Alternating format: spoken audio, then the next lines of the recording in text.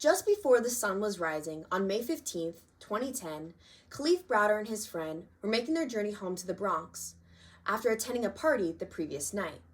On their way back, they were stopped by a squad of police cars accusing them of robbery. Both boys, who were African American and 16 years old, were pulled into the police vehicles and placed in a holding cell at the precinct that night. Next, they were interrogated, charged, and sent to court. The judge released his friend, but since Khalif was held on probation for past misdemeanor crimes, which was proven that he didn't even commit, the judge placed Khalif in a cell and set his price of bail at $3,000, a price his family could not afford. Khalif ended up spending 3.5 years in prison, 2 of which were in solitary confinement. When he was offered a plea bargain, Khalif refused every time because he knew that pleading guilty was wrong and that he had to protect his innocence. On occasion, Khalif attempted suicide because of the several beatings he was subject to from other inmates and guards. While spending time in prison waiting for a trial, the charges were finally dropped and Khalif was released. 2 years after receiving his freedom, Khalif committed suicide. 5 years later, on July 10th, 2015, Sandra Bland, a 28-year-old African-American woman, was stopped by a police officer in Texas near the college campus she was going to work at just because she failed to signal when making a lane change. When she struggled to comply with the officer, she was placed in handcuffs and sent to a county jail. Her price of bail was set at $5,000. Because Sandra could not afford to pay that amount, she spent 3 nights in prison. 3 days after her arrest, Sandra was found dead, hanging in her cell. The connecting link between both of these tragic stories is that they could not afford bail. Each was set outrageously high for a man wrongly convicted and a woman who was pulled over for a minor traffic violation. The cash bail system in America is cruel and unjust, and it needs to be acknowledged and abolished. What is cash bail? How does the system work? The cash bail system was created for when someone was accused of a crime. Then the judge would set their price of bail depending on the severity of the crime, the individual's age, and their past criminal record. If paid by using their own money or by using bail bonds, that individual would be released, but they would be required to appear in court. If not paid, the individual would either be detained pre-trial or offered a plea bargain before the court sees their case. If they plead innocent, then they'd be subject to wait until their case is reviewed. If they plead guilty, even if they're innocent, then they would be released on that day, but a criminal record would follow them for the rest of their life. Once the court reviews and reaches a verdict on their case, whether they are found to be guilty or innocent, the cash bail money would be returned to the accused individual if they attended all the required court days. Here is where the problem lies. As the 6th Amendment says in the U.S. Constitution, everyone is given the right to a fair and speedy trial, and everyone is presumed innocent until proven guilty. Where the price of bail once ranged from $200 to $2,000 for misdemeanor crimes, judges and prosecutors are now able to act on their own discretion and skew this price for certain individuals. For example, an African-American senior citizen named Kenneth Humphrey was accused of stealing a $7 bottle of cologne from his neighbors in San Francisco in 2017. Do you want to know what his price of bail was set at? $350,000. He was innocent, yet he ended up spending 250 days in prison. In a study released on March 24, 2020 by the Prison Policy Initiative, over 70% of people held in local jails are being held pre-trial, meaning they have not yet been convicted of a crime and are legally presumed innocent. Someone accused of a crime should not be held in prison until they are convicted, with proof that they are indeed guilty.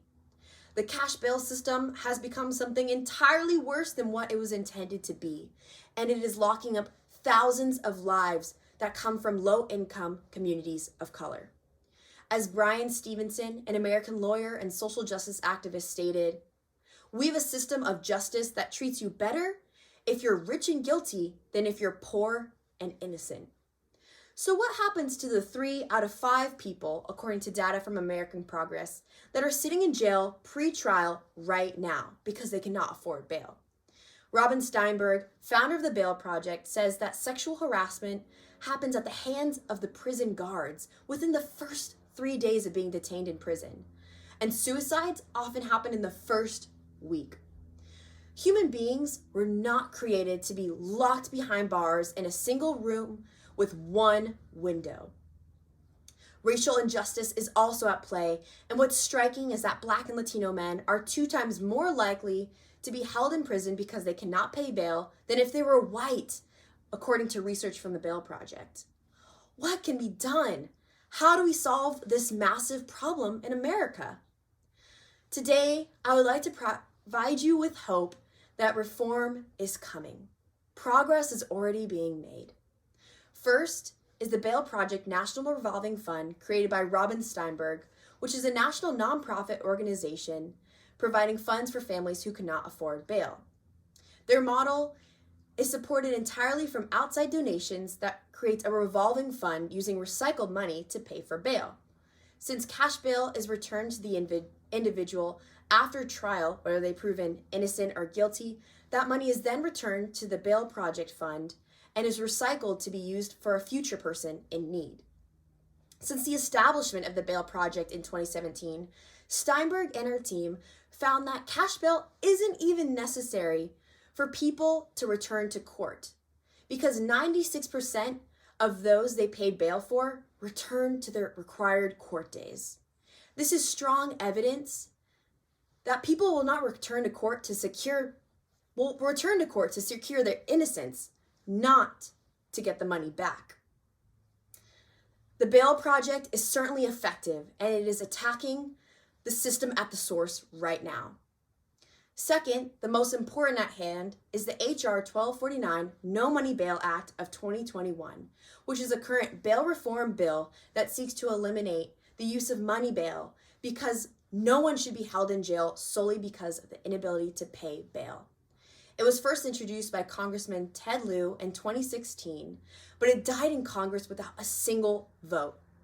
Though the bill is backed by the ACLU, Equal Justice Under the Law, and Color for Change, the same thing happened in 2017 and 2019. Luckily, on February 23, 2021, the bill was introduced once more, and it is currently awaiting a vote from the House Judiciary Committee. Ted Lieu says that America should not be a country where freedom is based upon income. If passed, this bill could potentially save the 450,000 lives that are sitting in prison right now, pre-trial. The good news is that some states are already addressing the oppressive cash bail system without any current legislation in place. In February of this year, Illinois became the first state to abolish cash bail. In March, the California Supreme Court abolished cash bail for those who are in need and can't afford it. This is a victory.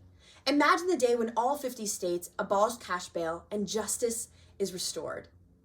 Moving forward then, there are several ways you can fight to abolish cash bail in your state, just from the comfort of your home. For one, you can donate to the Bail Project, which will use your funds to pay for someone in need. You can also write or call to your local representatives about the No Money Bail Act of 2021.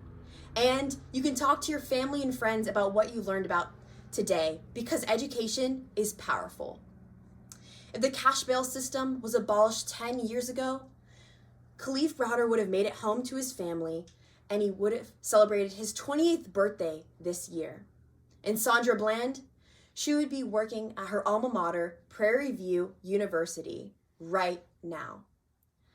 Cash bail is a system that needs to be abolished. It's time to remember the lives lost to the system and take action. Thank you.